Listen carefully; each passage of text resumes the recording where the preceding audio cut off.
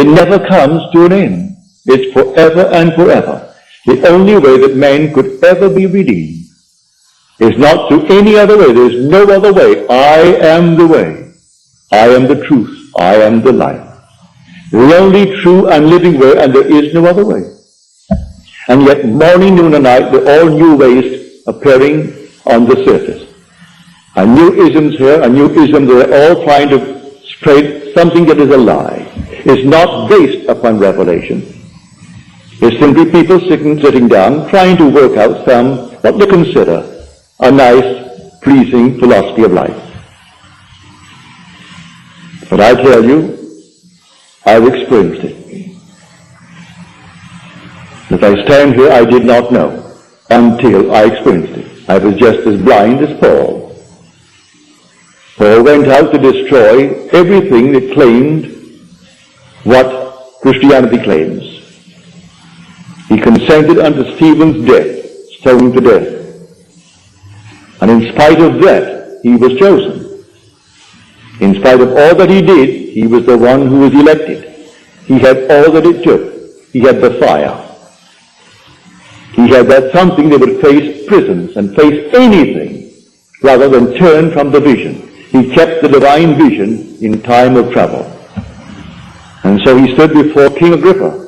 And he said, "O King, why should it be thought strange that I have seen the Master, seen the risen Lord, seen the resurrection? Why is it strange that our people should think the resurrection is false?" That is all taught in Scripture, but they didn't see it. If I am appealing to God the Father not to leave my soul in the pit, not to leave me in hell, and then I could say a few chapters later, "Thou hast redeemed me," well, then he knows that he has been redeemed. For he saw the Father. And if he saw the Father having died, well, then he must be alive. And could say, "I am the living way, the true and living way." So you take my word for it. I would not betray you. I would not lead you astray. I take my Bible seriously. And the 3rd chapter of the book of James warns men who would be a teacher that the judgment is harder on him who would be the teacher than on any other person. So you're warned in the 3rd chapter of James to be very careful when you go out to teach. You teach the truth and don't bring in any other thing outside of the truth as revealed. I'm not speaking of mathematics, not speaking of any of these things. I'm speaking of revealed truth in Scripture. And the story is there, but it must be repeated in the individual. And everything said of him in the Scripture will one day be experienced by everyone born of woman, but each in his own good time. For as we are told in the 3rd chapter of 2 Peter, when they wonder about when is his coming, he said they do not know that 1,000 years is as a day in the eyes of God.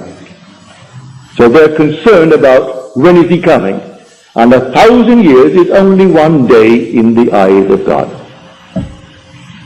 And so if you have 6,000 days or years of travel, it's only 6 days before the image is completed and you and God are permanently made one. And then comes the revelation of the Son who reveals you as God, and you know you are permanently one.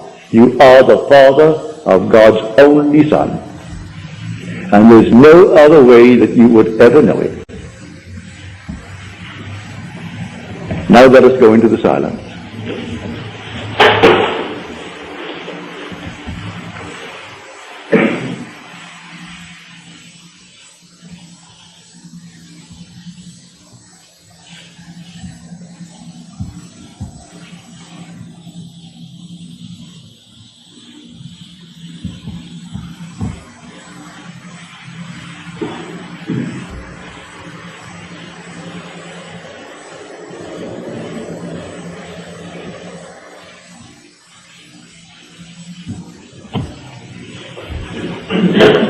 Now, are there any questions, please?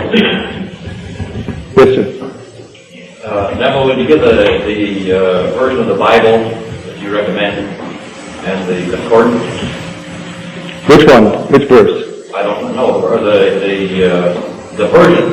In other words, which Well, I have many Bibles at home, and I use mostly the Revised Standard Version. And I use James Strong's Concordance. I find that exhaustive. Every word of course it's based upon the King James Version, but it's easy to find the parallel in the Revised Standard Version. But that is the Concordance. James Strong's Concordance uses the King James Version as its guide. But they take every word in the Hebrew, every word in Greek, and they define the original meaning for you. And you have sometimes a dozen definitions.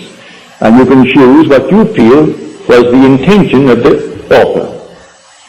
Or you can go along with what they did.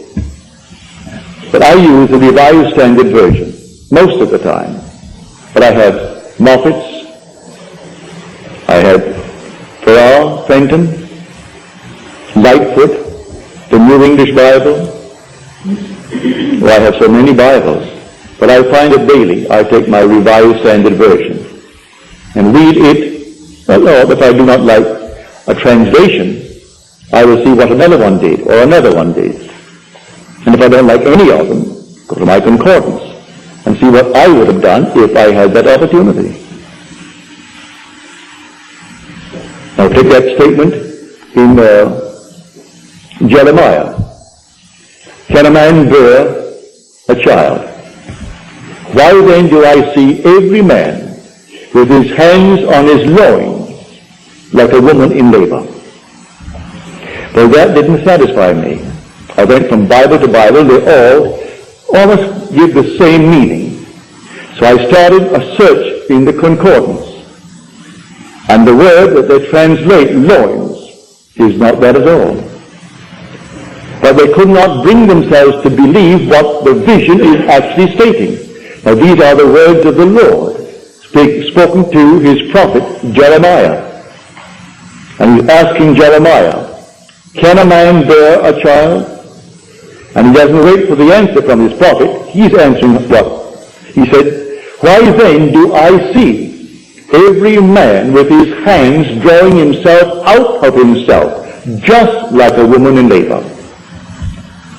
If you take the concordance and go through it, you'll find that is the best translation of it. I see him with his hands drawing himself out of himself, and that's exactly what happened.